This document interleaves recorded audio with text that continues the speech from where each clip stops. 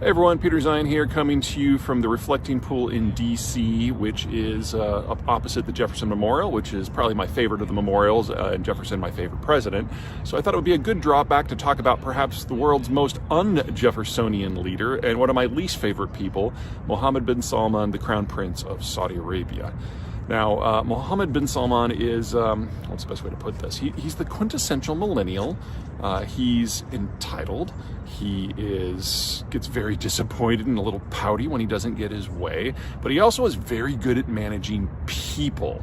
And that means that even though he's every bit as much of a dictatorship as Xi Jinping in China or Vladimir Putin in Russia, he's much more successful. He's able to actually run people effectively, have conversations with them, manage some of the details. And the job that he has to do is a lot easier than either of those two mega states. Saudi Arabia has a mid-sized population. You're really only talking a little more than 30 million people. And it's a one-horse show when it comes to the economy. It's really just oil. And especially if you're bringing in people to work the oil fields for you, you get to decide policy and foreign policy and strategic policy and general direction, but the details are handled by competent people. So a dictatorship can work in a place like Saudi Arabia, where it'd be far more difficult in a place like China or Russia. So a little bit of background about how he got there. Over a century ago, the tribe of Saud, which ultimately MBS is descended from, cut a series of deals with the merchants who controlled the cities on the West Coast. Now, at the time, we're talking pre-industrial here, so the tribe of Saud was basically a bunch of desert raiders, whereas the folks on the coast saw themselves as more sophisticated, and that's pretty much accurate. And the deal that was cut was that social policy and political policy would be set by the tribe, whereas the folks on the coast would handle all the trade and all the economics. It was a good deal for both, and to be perfectly blunt, the folks on the coast got the better part of the deal. But then after the 1920s, oil was found in the interior, and all of a sudden the tribes had more money than they knew what to do with, and they took over, completely isolated the coast, and in essence, the tribe of Saud became the House of Saud. So you've got these people descended from desert raiders who were hyper violent, who all of a sudden had more money than God and could impose whatever whim they had upon the world. For a long time, the leadership of Saudi Arabia were a series of kings, princes, elevated to king, called the Sudari Seven. 7 brothers, all born from the same wife of the initial king of Saudi Arabia. But they ruled until they died, and they were all more or less the same age, and so they were getting older and older and older and more decrepit. So it became very clear in Saudi Arabia that they needed to skip a generation, and they eventually settled on Mohammed bin Salman as the crown prince, and he's basically the king now. Now, he is a millennial, he is young, which means assuming he's not assassinated, always a risk. He is likely to be the king of Saudi Arabia for the next 50 years.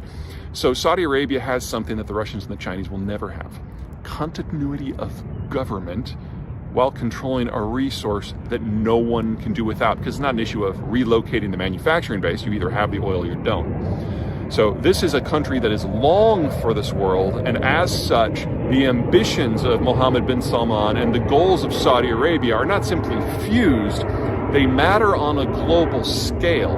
And by far the country that has the most to be concerned about because of this is Iran, who the Saudis have always seen as their primary rival. Now, the Iranians, for their part, have a culture that stretches back over 1,000 years. They say over 3,000, and it's not a ridiculous claim. Now, the Iranians have all kinds of problems, but I think their biggest one is that cultural history gives them a degree of arrogance, and so they just look down on the Arabs. But then here you have Saudi Arabia with a significantly larger economy, who has better relations with the United States, with Japan, with China, with the United Kingdom, with France, with Turkey, with all of the world's powers, because ultimately the Saudis have something that they all need.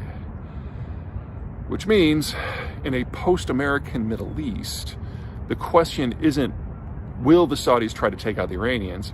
It's how many allies will they be able to rally to do it for them?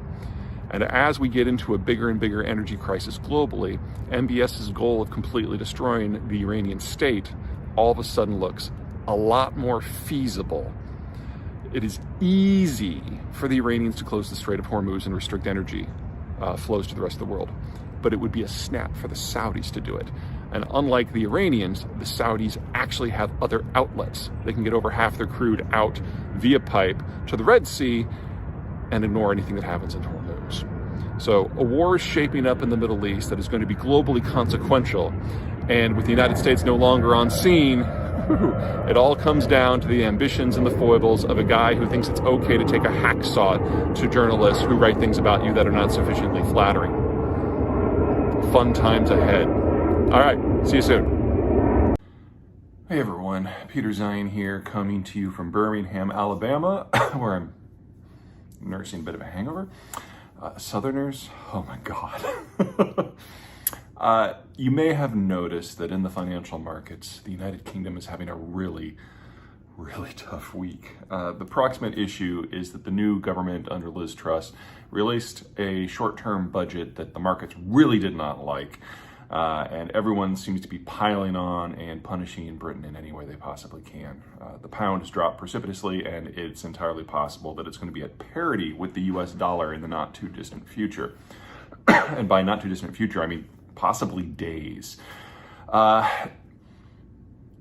This is all wrapped up in some of the historical legacy stuff that the Brits are dealing with and failing to deal with. So compared to New York. So New York is a financial hub because it was within the United States system. The US is the largest economy in the world. And going back to the 1940s, the US dollar became the global currency.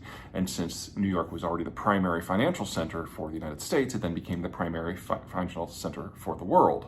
To a degree, this is how things started in England as well. They were at the heart of a global empire, a trading empire. But the real issue was that when the Industrial Revolution happened, it happened in Britain first. So for 150 years, the Brits literally brought guns to knife fights the world over and built the greatest empire in human history, which was also a trading empire. And London was the nerve center of all of that, so it was a global financial hub. But the empire collapsed over the course of the world wars. And at the end of World War II, the US dollar took over. So the 50s and the 60s were a really rough time to be in London because everything just kept getting downsized and downsized and downsized. But then in 1973, the United Kingdom joined the EU. And since it was still the largest financial center of all of the European countries, it became the de facto financial center for all of Europe. And it was almost like the Brits got a second empire until they left with Brexit 5 years ago. What's happening now is that the markets to this point have been incredibly kind to the UK because the UK hasn't figured out what Brexit means. They haven't figured out how to move on. They don't have a functional deal for finance with the European Union. They haven't gotten a deal with the United States. And there are a lot of secondary financial hubs that have boiled up around the world, places like Dubai, for example. Like, you know, if you're going to invest and have complete lack of morals, that's where you go rather than going to London. And so London no longer has a net to spread. And that is forcing a very different sort of situation on the country. So this market rout is nowhere close to being over because we're finally seeing 5 years on, because the Brits have been unable to figure out what's next, that the markets are starting to finally treat Britain as what it has always loathed, a middle power. And in that sort of situation, the amount of financial drainage that's going to come from the system is just absolutely mammoth.